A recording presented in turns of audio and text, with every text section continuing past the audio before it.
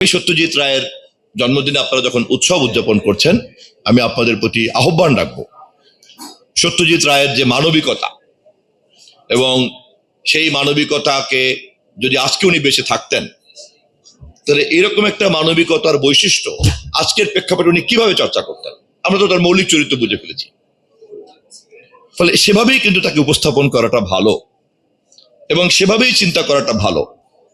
47 আমাদেরকে যে কাঠামো দিয়ে গেছে, চিন্তার কাঠামো, ওই কাঠামোর মধ্যে আটকে থাকাটা ঠিক হবে না।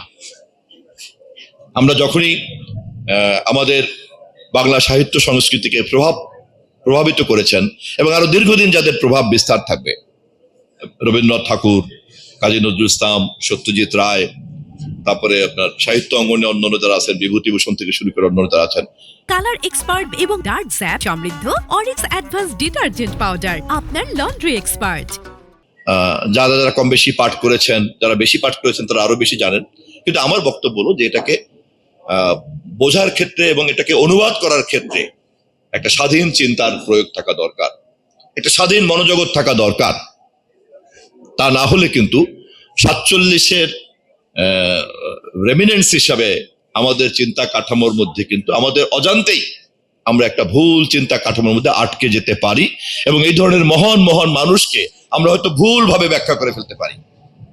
সেটা করাটা ঠিক হবে না।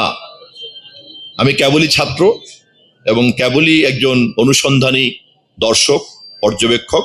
আমি আমার সেই জায়গা থেকে এই বিনীত নিবেদন রাখছি ইতিহাস এবং ঐতিহ্য পরিষদকে, ইতিহাস এবং ঐতিহ্যকে বোঝা এবং তাকে আবার সমসাময়িক জায়গাতে অনুবাদ করে উপস্থাপন করা অনেক বড় কঠিন কাজ।